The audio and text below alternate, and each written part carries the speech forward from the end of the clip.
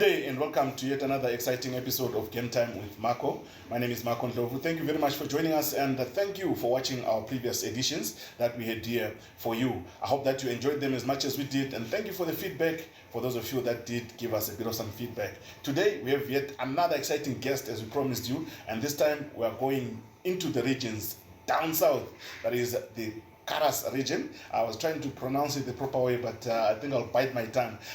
Our guest is going to help us actually learn the proper pronunciation of that particular region, the Kharas region. We'll be looking at football development deep down in our regions. That's where the talent comes from.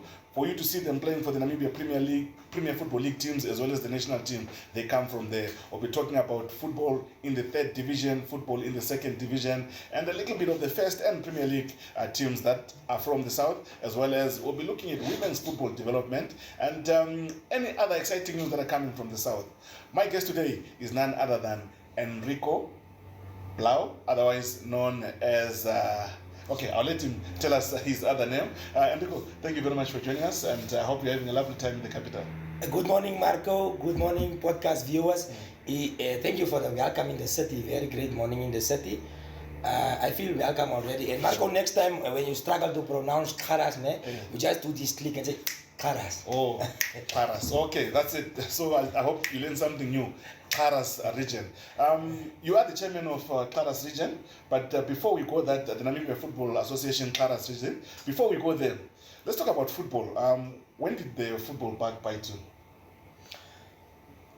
I would not say, Marco, it's a bug that bit me. You know, I have to go back down in memory lane. You know, I was born to a football playing father. My father's name is Leslie Passon. He used to play for Hungry Lions, the Karatura-based team, Herero location. It's the brother of Justice Passon, a former national team player also. Both of them have national colors. So they went to school in Keetmanshoop back in 1983. Wow. And that's where my story started. I was born in 1984 and that's how football was in the genes. And it took over 1999 when I went to high school. In Zuiderlig Keetmanshoop. I started getting the interest of football. I started joining the high school team, and from there it just grew. From buds to buds, it just grew. When you say it just grew, what do you mean? You started playing now at school. Did you play in maybe the 2nd division or the 3rd division? Were you playing in the local leagues in Keetmanshoop? No. That time we only played school football, Marco, and school football, location football. I can remember very well. You know, these talents you hear about coming from the south, especially Keetmanshoop. There was a late Uncle Elvis Afrikaner. There, I don't know if you know or you ever went to Keetmanshoop. There's an ELCRN church. Yes. In front of that church, there's a small playing park. Yes. We used to call it Ellis Park. That Mr. Elvis Afrikaner, the late Elvis Afrikaner, used to work for the government. Every independence, after independence, he used to gather those t-shirts that stayed over after independence. And he used to gather boys from the different suburbs. Each team receive his independence t-shirts. Go, buy your dye, and dye your own team color. And that's from where all of these players from the south, you can just name them. There is no player that did not play at Ellis Park, coming from Keetmanshoop. Yes, that's how. So that is the home of football for Keetmanshoop. That is the home of football. It's a tradition that started after his passing, started going out, and I'm really starting to think. I think it was about two years ago. The municipality wanted to auction off that land, and there was a call for public interest to come and discuss it. So we went. Our youth group went to the municipality and stopped that sale. Said no, that place carries a lot of history, and we are not going to allow them to change that and build houses there. So I think as chairman now of KharasRegion, I think I need to start that initiative to get the boys off the street and let them start football at the home of football again. So currently there's nothing happening at Ellis Park? Currently there's not structured like it used to be in the past. There's every day you'll find boys there.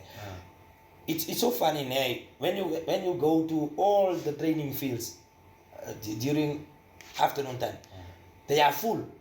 But when you pass Ellis Park, there's still a lot of boys there, still playing football there every day. So that means there's a lot of talent, there's a lot of kids that are playing football in the south, in Keetmanshoop in particular, but they don't have the right structure for them to develop? Marco, I think that's the issue there. I think there's a lot of gems that still needs to be unearthed. Okay, we'll get to that, the extraction of gems from the south. So you now at high school, you are playing high school football. Did you continue to play at the higher level?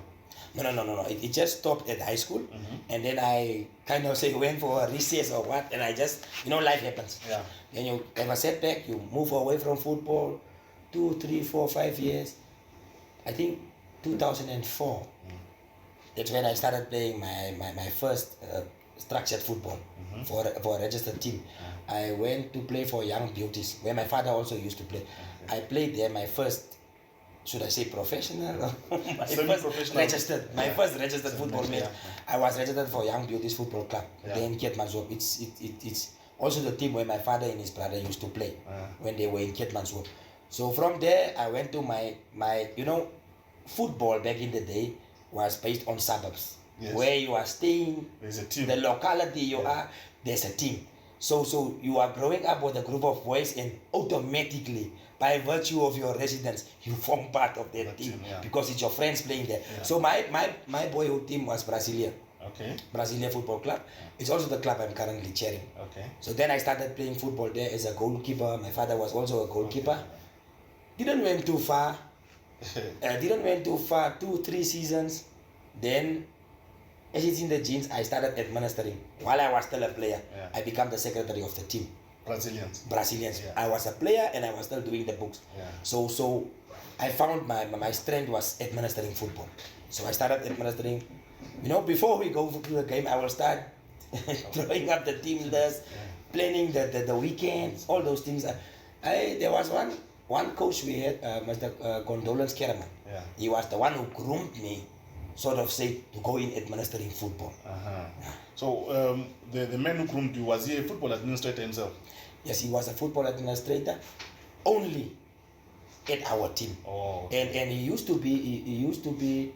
I think there was a time where the regional executive was sort of removed. Yeah. Then he used to be an acting chairperson, interim chairperson for KharasRegion. And he also stood for the elections, but he unfortunately lost elections.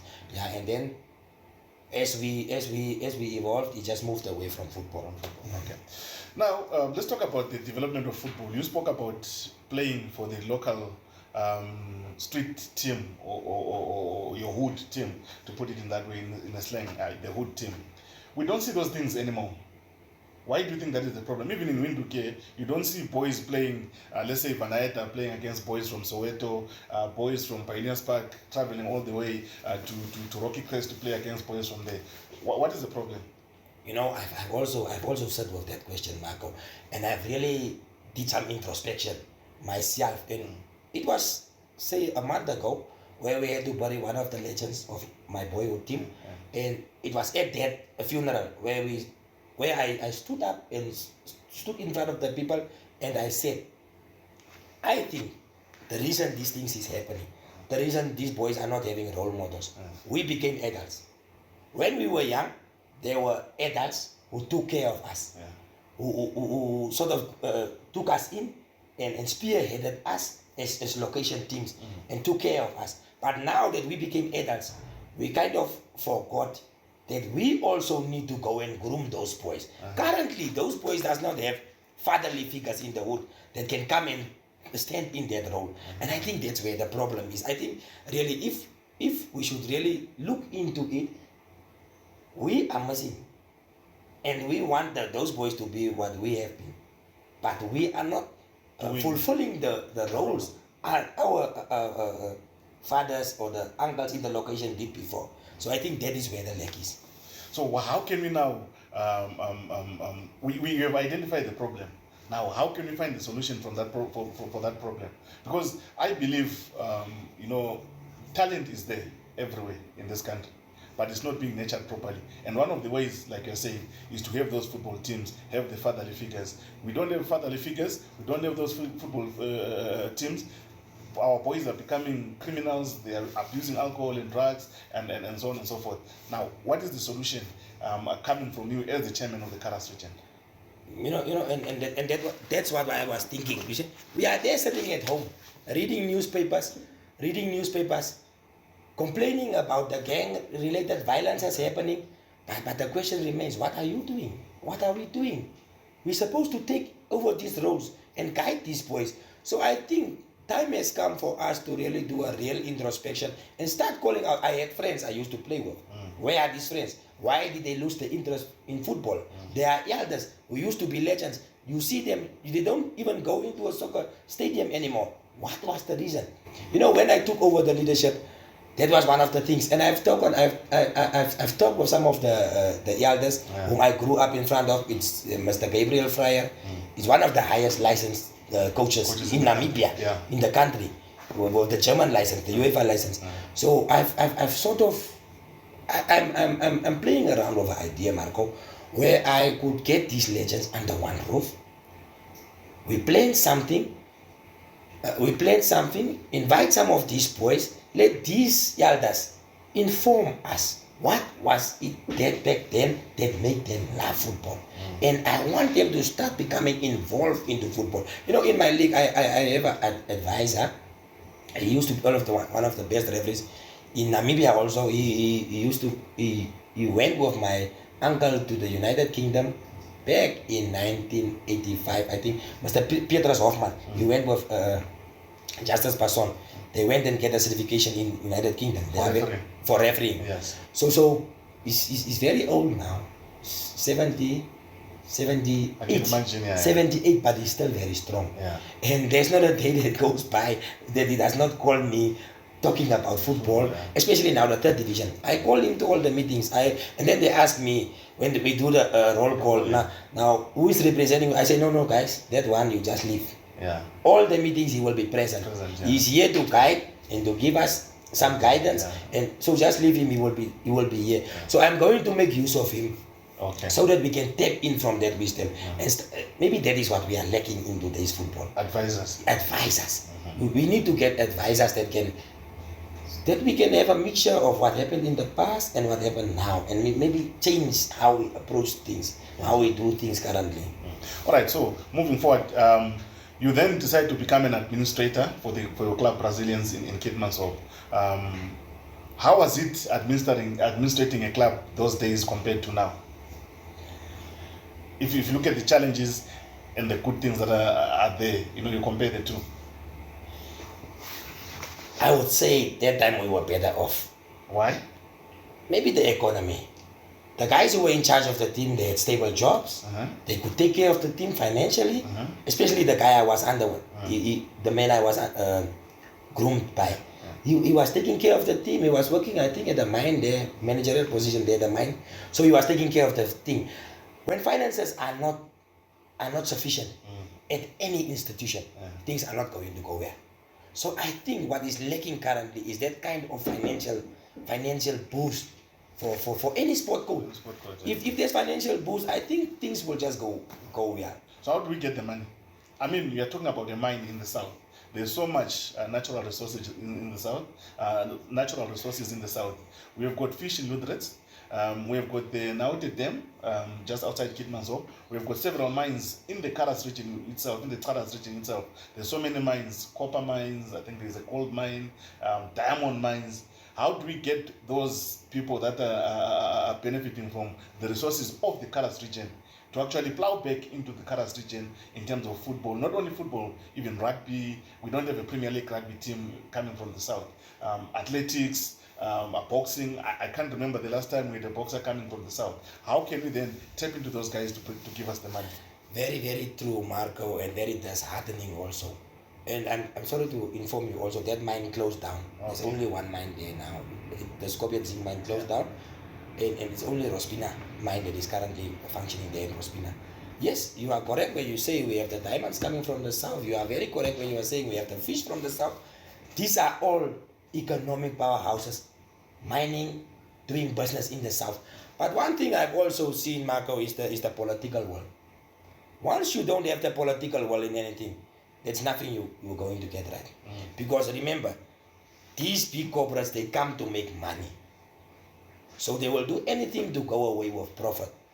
what is going to kind of not force, obligate them to plow back.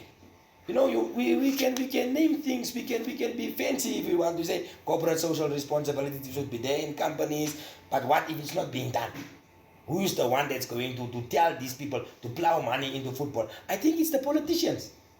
They are the ones that is supposed to be spearheading the corporate social response, to see that the corporate social responsibility is coming from these corporates. Because once no one is obligating me or telling me to plow back, I will not, because I came with one vision. I came to make profit.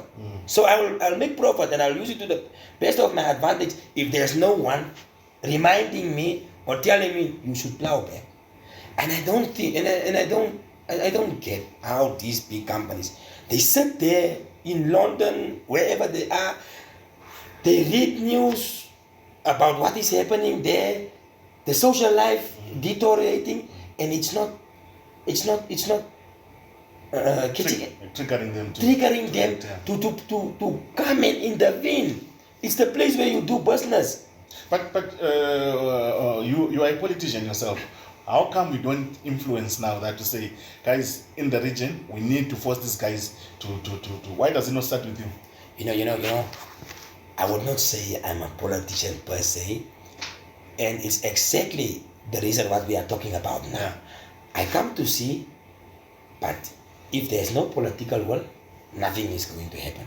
So it sort of drives me to start taking part into these things. Then it means you have a seat at the table where you can sit with your governor, with your councillor, and you have that audience where you can get this message across. So that is where I got involved into politics, because of getting the message across, going to the people who is supposed to be spearheading these things. So I would say that's what made me become involved in politics, trying to get the message to the people that can effect change.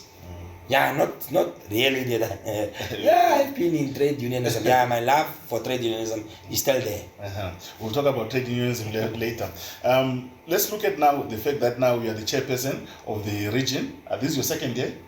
Marco, on the 2nd of March, we celebrated our first year anniversary. Yes, you are way into your second year now. I'm into my second year now. A few days into my second year. Yeah, give us an overall assessment of the Kharas region in terms of football. When you came into office 2nd March 2024, what did you find? What were the challenges that were there? What were the good things that were there? Infrastructure-wise, development, women's football, finances, all those things. What did you find? Just a brief assessment of the region. You know, Marco, the nice and easy part about it all is, before ascending to the chairmanship, I was the secretary. Okay. So I would say it was a project. So I was busy learning, I was busy implementing. I think when I was a secretary under our previous chair lady, we had our first, we started with the women football. It sort of died out in the previous years, and it was kind of dormant. And when we started, I think 2 years back, we had the first women's cup, the cups that was played in all the regions.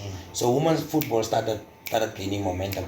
And we had the first women's cup in Kharas region. We started the women's league under my tenure as secretary. We started the women's league where we had 8 teams all over the region. And Marco, I must say, 2019, I was not a secretary then. 2019, I was part of the under 20 technical team, Namibia Newspaper Cup technical team, and it was consequently also the first time Kharas region won the newspaper cup in Marinta. Yes. So from there, the previous year we also won the under 17 Scorpion Zinc Cup. We were the winners of the Scorpion Zinc Cup. In 2018, 2019, we were the winners of the Namibia Newspaper Cup under 20. So it started gaining momentum. Unfortunately, the Scorpion Zinc mine closed, and economically wise, it also affected us. There was not, and it's the period also where we went into the normalization committee. Yes. The normalization. Under the normalization committee, I think we were just idling. There were not many major things that happened, but football was played. Football was played under those conditions, and I think it's only after the normalization changed and we got the executive council, things started changing now, and we are really now trying to catch up with lost time. Yeah. So what did you find in office? Of course, you're part of the previous executive. What were the challenges now when you came in as the chairperson? Oh, my biggest challenge was because of the vastness of Kharas region. 2008, there was a resolution made in Congress that Kharas region should have 20 second division teams because of the vastness. You know, you have to travel 800 kilometers away just to play a league away game. So based on that, we had 20 teams scattered across the region so that we can take football to all corners of the region. When I came into office, new executive council, we were told all regions should have 12 teams. So imagine these other teams ending from position 13 down. Some of them are, you know, when it comes to elections, you get yourself a group of people supporting you, making up the numbers so that you can win this election. It's democracy. And most of the ones supporting me ended up in position 13 downwards. So it was a very big challenge for me. It was a very big challenge for me. Giving the news to the people. But we were told in advance that the next year we are going to downsize the teams. It's not relegation, it's downsizing, so that we can have the same number across all regions. So that's where my challenge started, and you know, teams were not fine with it. Some of the guys, they don't speak to me today simply because of not an instruction, a directive from the top that I had to follow. Because you know, we are playing structured football and there's rules and regulations and you have to follow these rules. It was very unfortunate for them, but we had a whole year to plan ahead and to push your team and to end up in those positions. The top positions. So I think that was my challenge. But we also had our good things. We also had our good things. And you spoke about women's football. How is women's football right now in the region? Marco, 3 weeks back we had our annual general meeting, and as part of our members we also invited the women football to our AGM, where they already had their budget. They have their budget ready, they want to kick off the league. So we are only waiting for directives from the head office to start. They are ready to start any day. They can start next weekend, I'm telling you. We have been in calls even yesterday. How many teams are there currently? I think they still have 8. 8 teams. They still have 8 teams scattered across the region. I think 1 in Ludrats, 1 in the small settlements, Kois, 1 in Karasburg, 1 in Noordoever. Noordoever, I think they also have, I think, Batani. These are small settlements, village settlements where there's women football teams. 1 in Arwa, and then the 2 in Ketmanshoop. Yes. I mean, Kharas is the region where Zenata Coleman comes from, and without any fear of doubt, I can say she is the best ever Namibian female football player that we have ever had in this country. I know we have other players like the Pioneers, your Jackies, and so on and so forth, but I think Zenata is, I mean, she took it to the next level. And for me not to have a team from Kharas region, where she comes from, which is playing in the Super League, it leaves a bitter taste in my mouth. I want to echo your words, Marco. It's the same feeling I'm sharing with you. No, as the chairman, I'm telling you my bitterness. What are you doing about it? This year we are going to knock on people's doors. We are going to knock on people's doors. We want to find out, will there be relegation from the Women's Super League? Because you cannot only have a group of teams being stagnant, playing that league over and over again.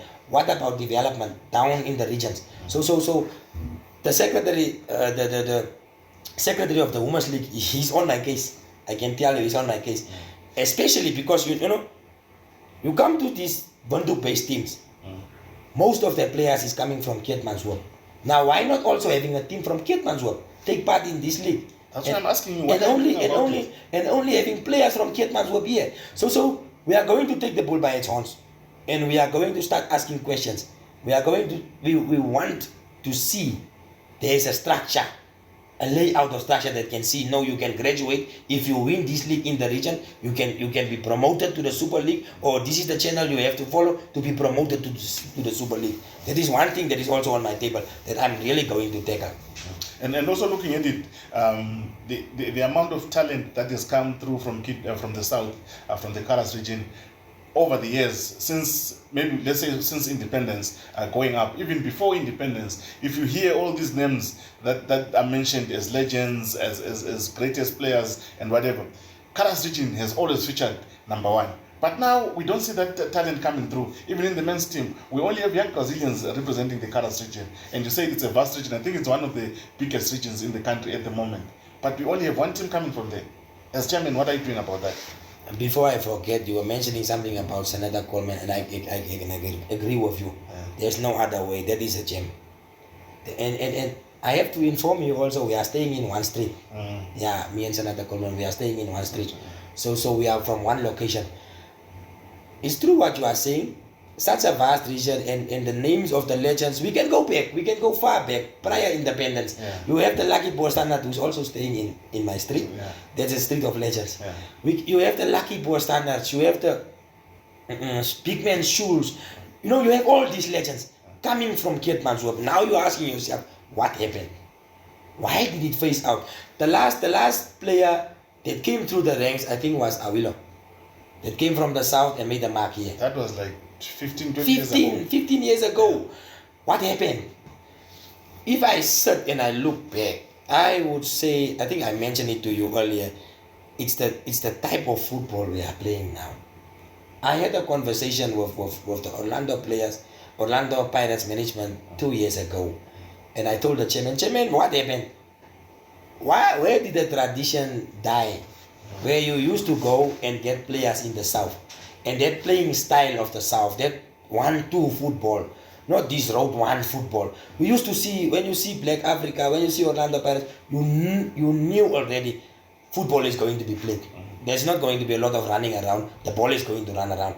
But over the years, you know, coaches have started adopting.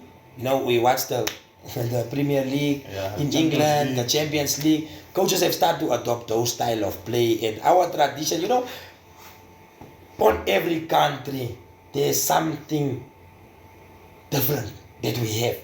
And ours as Namibia, I think we are a ball-playing nation.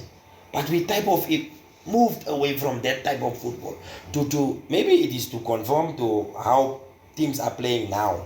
Maybe that's the reason. But I really wish we can go back and start playing that 1-2 football. You were speaking about young Brazilians being the only team featuring in the Premier League. I think it has to do with supporting each other, Marco. You know, we have a team in first division. We have 3 teams now in the first division. It's Try Again, it's State 11, and it's Oranjemon Football Club. And it comes to us as football leaders in the south. Once you see you have 3 representatives in the first division, a step away from the Premier League, why don't we support? We get the best players from the villages, we get the best players from the towns. When we see this one can really make an impact in the first division, why don't we kind of have that a cooperation between the teams, between the leagues? And when you see this one can really help this team to move from first division to the Premier League, I think that's where the problem starts. We are still in that old. But that's your job as chairman, to foster that, to put it to your people in the region and say, guys, we have 3 teams in the first division. We have 1 in the Premier League. Let's add another team. That's the ideas that I'm setting with, that I want to implement. Remember, it's only my first year, and you start off. You have to kick off and start and get the things in place before you really start running. So these are all ideas that I have. You know, I'm the one who said it now. Yeah. So these are all the ideas I have, and it's definitely going to be implemented. This is the conversations we are going to have when we are sitting there on the pavilion watching football. These are the type of conversations that we will have. We need to support. We need to collaborate. If we really want KharasRegion football to be showcased on national level, we need to start to cooperate. And that is the only time when we will really sell your players to the country. If they play on Premier League level, young Brazilians have really, I think they cemented their place in the Premier League. It's the second season now that they are still there. Not second, I think it's the third. The third season. Speaking under correction, it's the third season. So should be more than 3. Because I remember even I think before COVID, I think they were already there. Yes. Because one thing about like you were speaking about the culture and the type of play that is there. I think young Brazilians is one of those teams that really played exciting football. Whether they are losing, I remember they lost I think 7-0 or 8-0 to African Stars. They never changed their style, their type of play. They were doing that passing game that they are famous for, or the South is famous for, and then they've kept that culture. I feel there are teams in the South that can still come up and do the same. But then moving forward now, looking at it, you are part of the Kharas region in terms of elected leaders in the executive, and you are supposed to drive that agenda of football from the South. What is your contribution at national level? My contribution at national level as the chairperson of the Kharas region, yes. You know, as I mentioned previously, it's a touch and then running. It's how you approach things. You cannot just come in and then start demanding things. You sit, you do your homework, and when you come, I think Congress is the only place where you come and really have discussions and present ideas and things to the executive council. So I think we have been learning. The first year in office, we have been learning.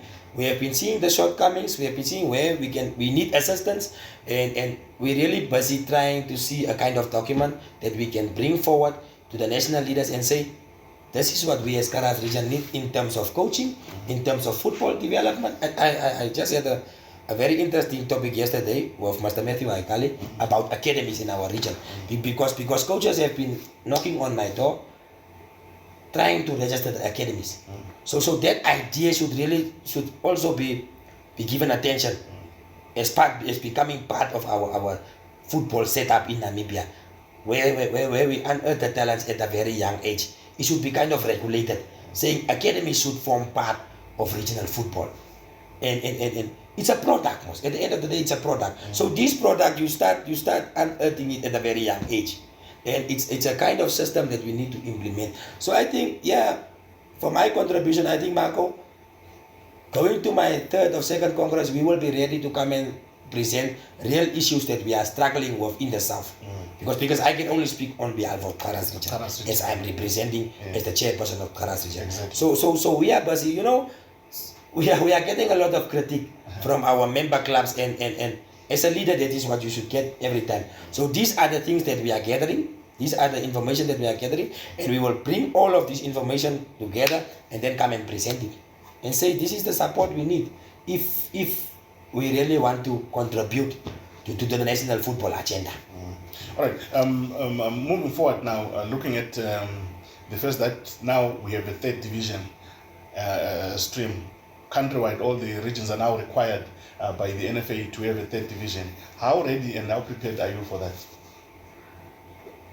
As I told you, we were 20 teams and we were downsized to only 12. So it means these teams need to go somewhere. Yes. And fortunately or unfortunately, that whole responsibility had to come lay on me and my ex-co's shoulders. So on the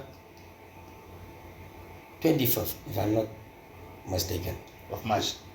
No. Of February. Of February. Yeah. We had a third division AGM where they elected among themselves an executive committee that would spearhead the things.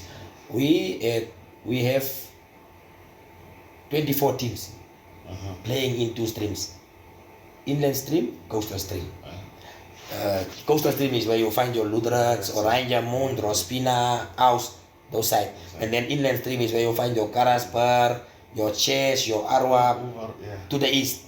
So we have a lot of we did have a lot of interest from teams that still wanted to take part in the third division, but we kind of first wanted to let the first division kick off.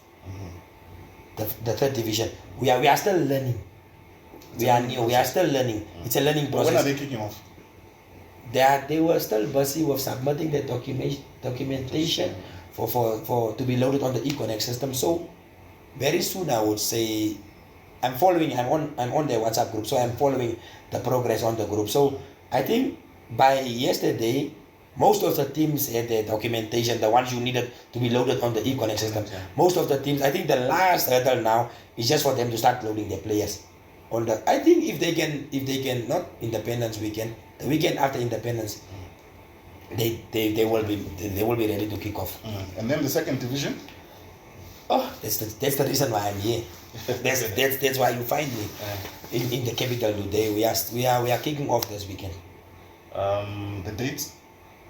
Today is the 13th, so tomorrow we expect you to take off. Tomorrow we are on the 14th of March. On the 14th of March. It's not the 15th. Is it 14 or 15? Today is 14. Oh, 15 years. On the 15th of March we are kicking off our regional second division league. Also played in 2 streams because of the vastness of KharasRegion. Inland and coastal. Yeah. Because teams each. No, 6-6. It's a 12-team league, and we are playing in 6-6. And this, I mentioned you, the third division is 12-12. So from these 2 streams, there will be one automatically promoted to the streams, just to keep the competition going. Someone told me yesterday that that's exactly how they play in Finland. Okay. So we are kicking off, and we are kicking off with a bang. It's just derbies tomorrow in Keetmanshoop. And we are playing together with the first division. So it's you have the Crown Line derby. Forever Thistles playing against Keetmanshoop United. Both teams situated in Crown Line. So that's a derby on its own. And then you have the arch rivals Real Fighters playing against Brasilia.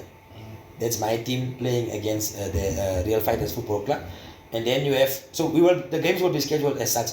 First it will be a second division match, and then we will have a first division match, which is also a derby between Dates 11 and Try Again Football Club. And after that we will put the cherry on the cake, and it will be Real Fighters against Brasilia. Yeah, that sounds exciting in terms of the second division. Now let's look at the fact that the leagues are starting. Are there finances to support those teams? We should really thank the incoming the current executive council, and also who got the sponsorship from NAMPORT. The teams got a grant. They got their grant already. They got a grant, not paid in full, but partially. And that partial grant, I think, is enough to help teams to travel and go and attend games, to the matches. So I want to use this opportunity and thank NAMPORT from the bottom of my heart for investing back into football. That is what we need from the corporate world. You know, I have a history with NAMPORT. They were also the company who sponsored of our under-20 regional team last year with track shoots. So really, I have to thank them in the executive council for getting that, under Robert Somashili, for getting that sponsorship, because it really helps a lot. And it's only good if there's that kind of financial assistance to the leagues. That's the only way these leagues will become competitive. That's the only way we will sell this brand of football. That's the only way we will get people back to the soccer stadiums. That's the only way football is going to really be revived. Let's talk about infrastructure in the south. Stadiums, it's a big issue throughout the country. In the south, do we have enough infrastructure? I'm saying this because young Brazilians, the Premier League team, are playing their matches in Keetmanshoop while they are from KharasRegion. Are we having enough infrastructure in the south? That's a very big very, very big headache that we are sitting with. And that is solely, remember we talked about where not the blame should say, the responsibility should go. It's our political leaders. I mean, we have the land. We have land earmarked for stadiums. Karasburg have stadiums. Why not go out there, seek sponsorship, and develop those pitches? I think there's especially the school stadiums, they used to have grass back in the day, prior independence. But it just, I don't know what happened. There's no more grass field in KharasRegion. And it's a kind of, and it's also a disadvantage to a team coming from KharasRegion to go and play your home games. So technically they play all their matches away from home. They're playing all the matches away from, you don't have home advantage. That is reflected with the national team. They don't have, another headache. They don't have home ground advantage. The moment you don't have home ground advantage, it's already a disadvantage for you. Because who does not want to play in front of their families? Who does not want to play in front of their friends? Now, I mean, this is the kind of boost players get when they are playing at home. As chairperson now of the Kharas region, what have you done? Have you approached the Karasberg municipality to say, guys, plant the grass? We have the Orange River here. Why don't we take water from the Orange River and sort of use it to plant grass in a stadium in Karasberg? You know, it's not only about the Orange River. You know, Karas, one thing that I've also found out, we have a lot of water underground, aquifers, and that water can be put to good use. I think borehole water is also going to work. Good enough for it's good enough for watering these pitches. So, Marco, the responsibility really lies with the political leadership. Yes, I have a very good relationship, although, you know, in Namibia we now have a multi-party democratic system now. In KharasRegion, for the first time, we have more opposition parties than the ruling party. You see, so it's a mixture of political parties in it. What comes with that is also a mixture of ideas, a mixture of personalities, and it's quite a huge challenge to get everybody on board to share the same vision, which should not be a challenge at all, because it's a common. But I think we should rise above politics and say this is for the community. It's for the children. Exactly my same sentiments. Exactly.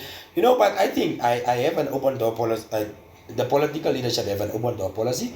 I know them personally. I speak with them on a regular basis. Just last week I contacted all of these local authorities for assistance to bring the boys in for the newspaper cup trials. So I think we really didn't have that sit down where we can sit down as football leadership. That also comes with resources, you know. We need to find ways how we can, as the football leadership, for example, take a week, go to Karasberg, go and sit down with this. This is our elected political leadership. Go have a sit down with them. Ask them in terms of sports development, what are your plans? What are your plans? How far are you sourcing sponsorship for this for this town to have a grass field, a football pitch? I think the time has come. As I also told you, the time has come to start running. The year has passed. We have been in office for a year, so now it's time to work.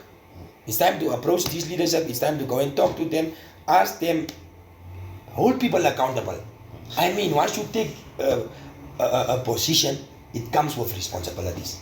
How united are you in the Kharas region as a football family?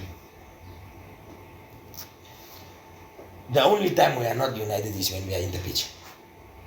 After the 90 minutes, I can say we are one big happy football family.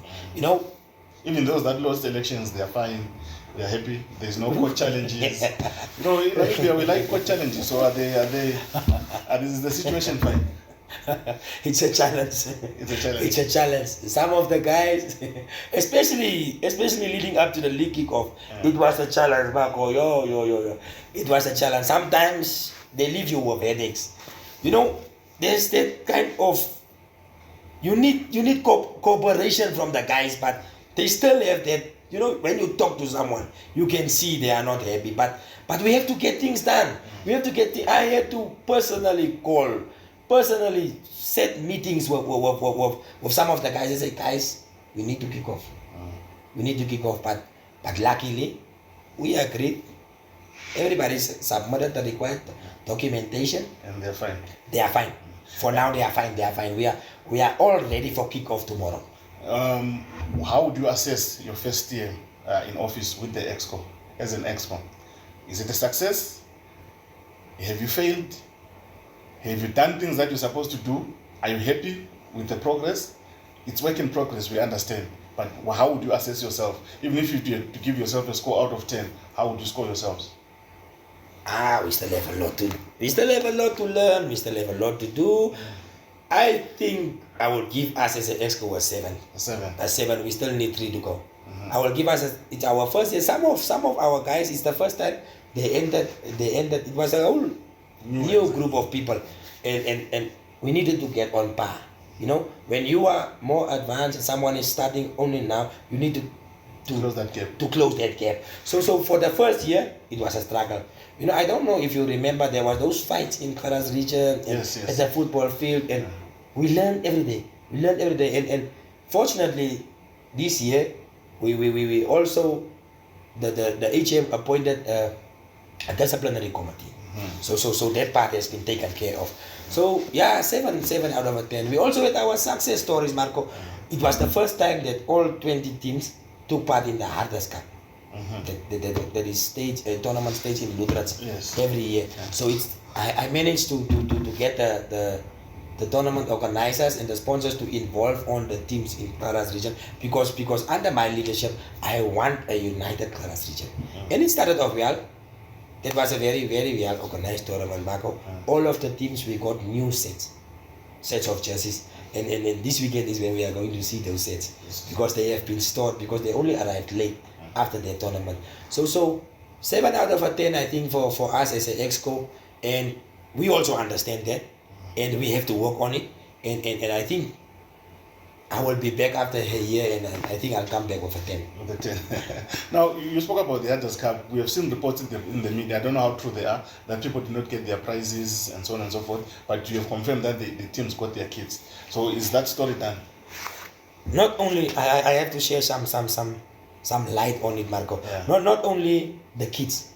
Every team that traveled to the cup received 4,500 as traveling assistance. So this is a cup that is only done out of sponsorship. My assessment, how I saw it. And I have the report. I'm going to share it with you.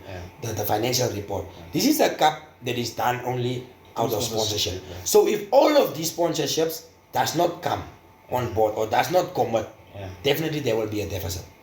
And if you look at the report, I've talked to Mr. Tim. I've told him, after looking at the report, I've told him, no man, there is no need for us to have a deficit every time when this cup is being played. We need to sit down and have a talk. With the teams as well? No. First as leadership, as executive, and them as the tournament organizers. To see how best, whenever a cup is played, the first recipients of prizes should be the football teams, because it's football that you are marketing.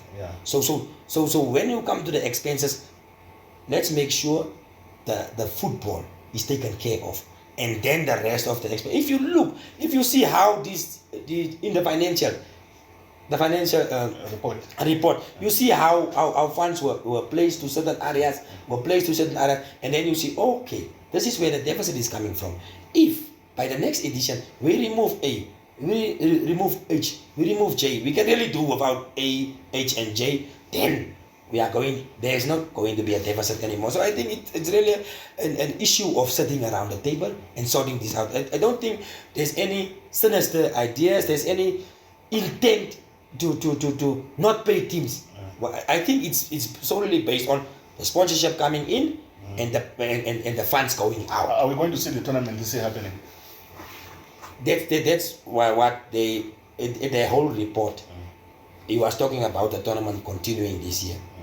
But I can assure you, it is only going to continue after we have a shutdown.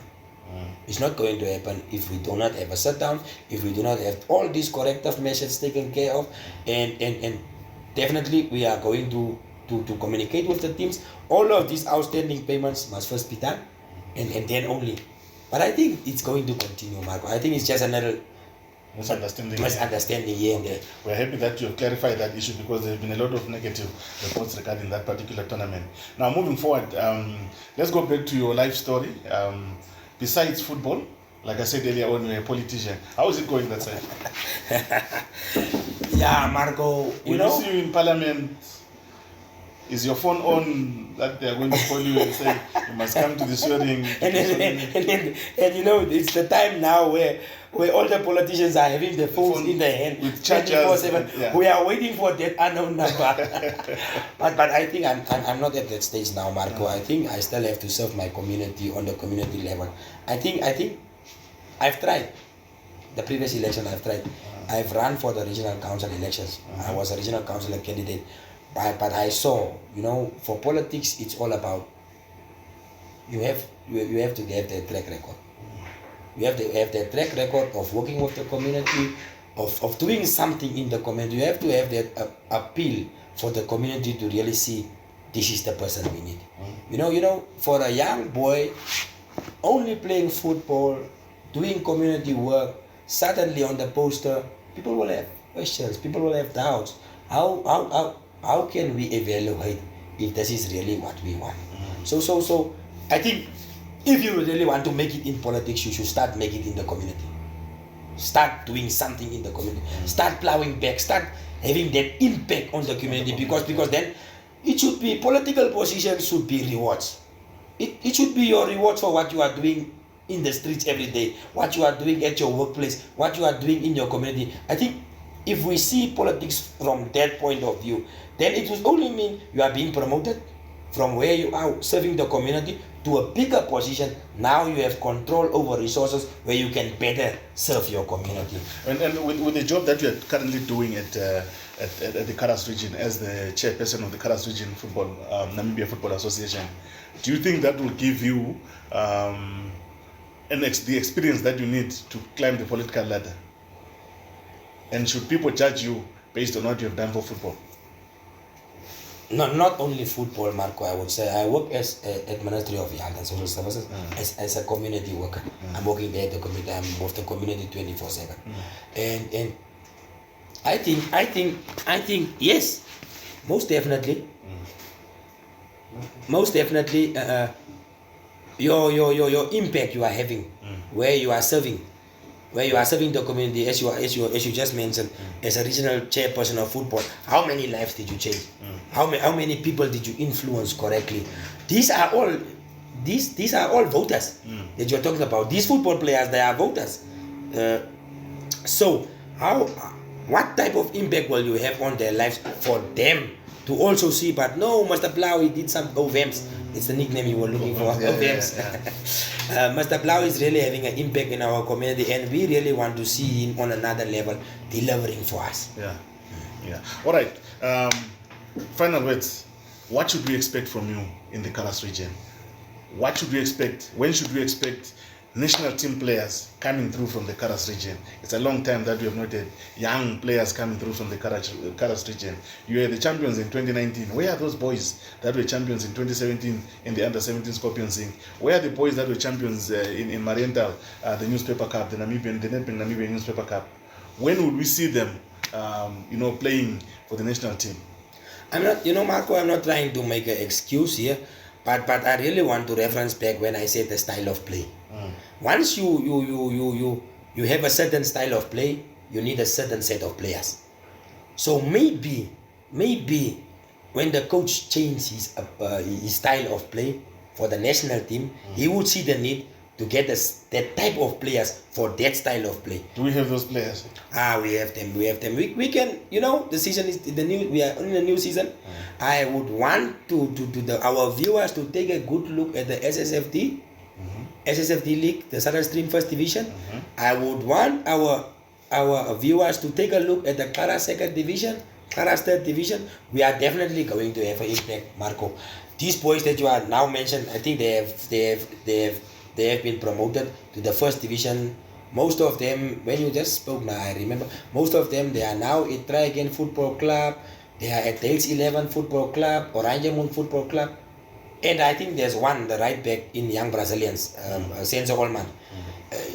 So these are guys. And there's also one, but he's unfortunately playing now for Mighty Gunners, the player of the tournament, Simeon Namondi. He's playing now for Mighty Gunners. I told the coach one day, coach, you should have a look at that boy, man. The one that was the player of the tournament in Marinda.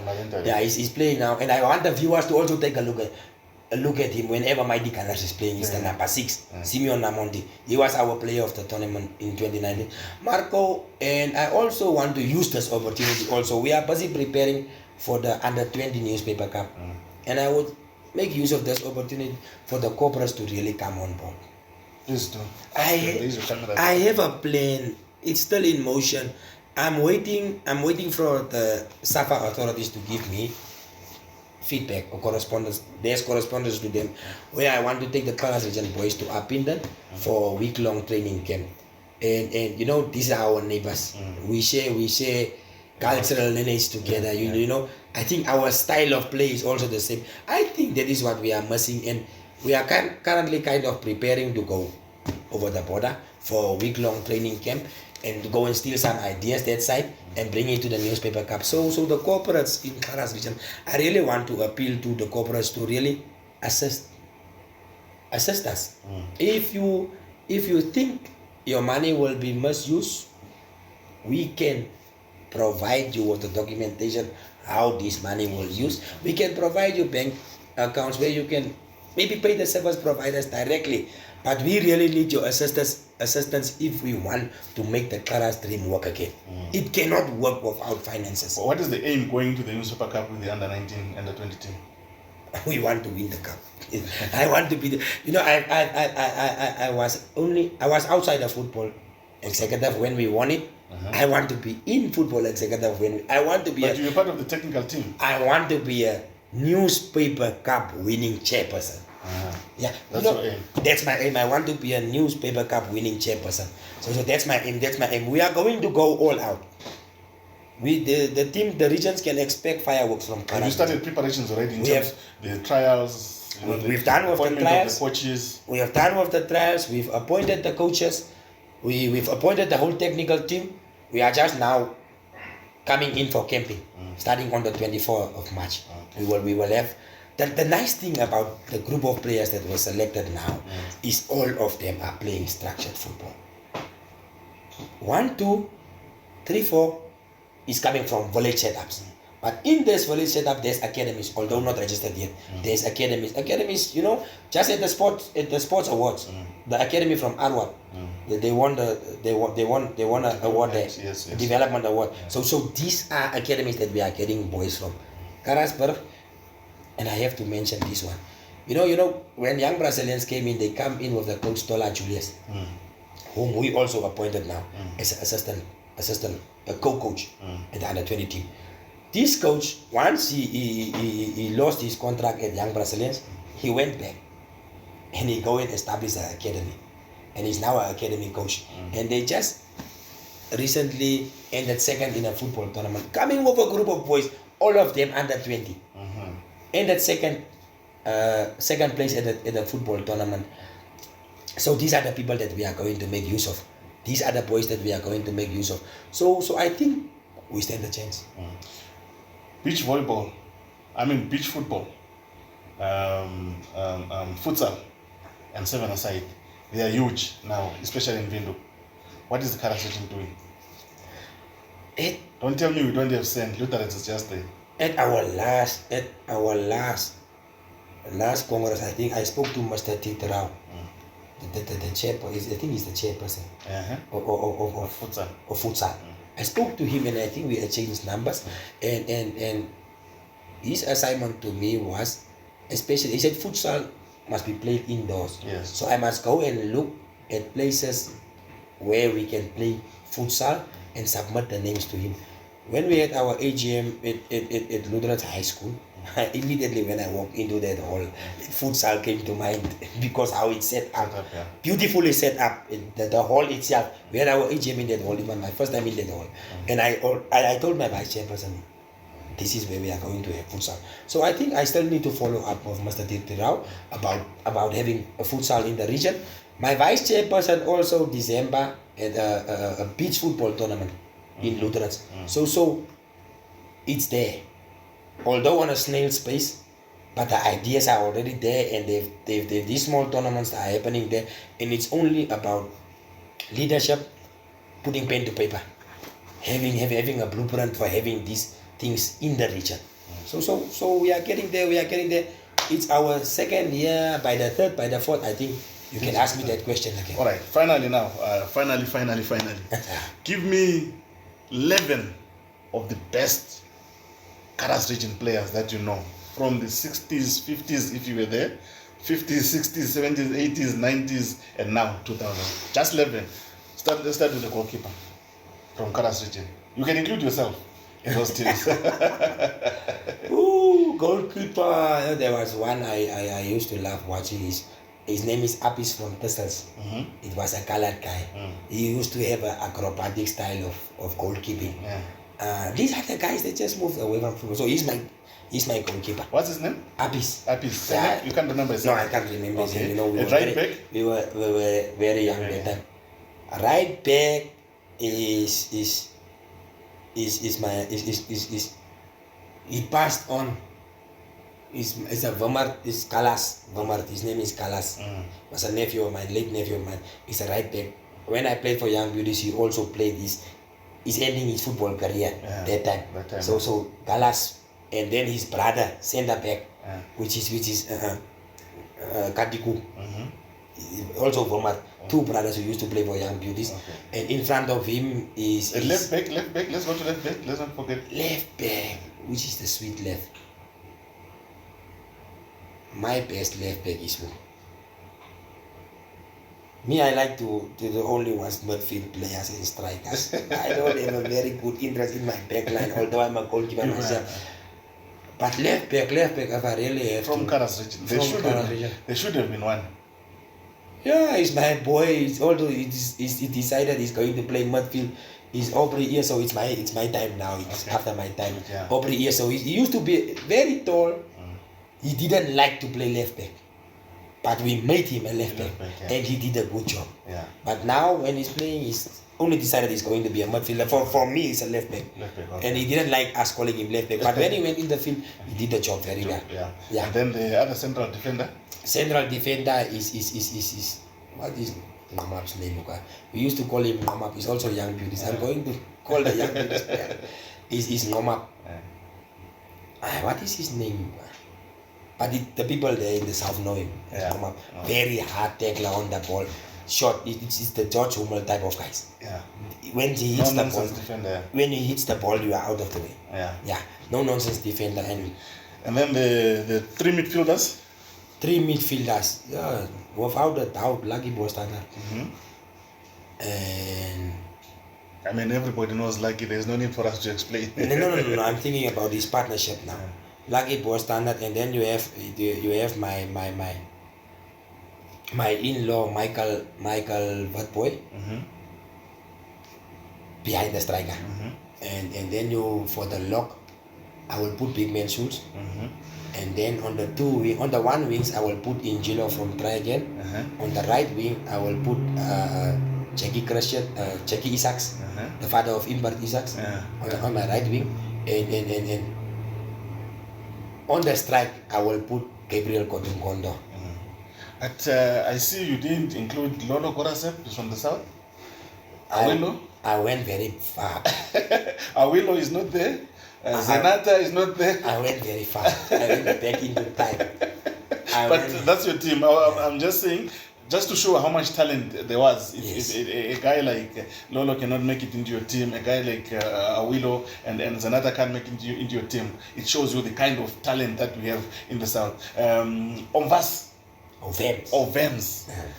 Thank you very much for giving us your time. We have taken so much time of yours, and thank you for really making an effort to come to the capital and talk about football with us. We wish you all the best in the region. We wish you all the best in terms of the Newspaper Cup. We wish you all the best in terms of the third division starting, the futsal. We wish that dream comes through and it becomes a fruit that we all see. And we wish you all the best in terms of long life in football. We hope that you will invite us one day to come and watch the Hatters Cup and have a good time, watching the Hatters Cup and not have these negative reports coming through. But all in all, we wish you all the best. No. Thank you, Marco. Thank you, guys in the studio. It was great to come here. Although on a very short notice, I would say, and in a very busy program. But when duty calls, when the public, when you need to inform the public, you stop everything you are busy with and you come. I have a very hectic program, but public comes first. So thank you for having me, and I hope to be back to come and give a report.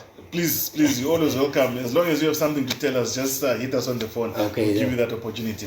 That was another exciting edition of Game Time with Marco. We'll be back again next time with another exciting guest who will be taking us through, whether it's regional football, whether it's women's football, beach football, and so on and so forth. We'll be back. Thank you.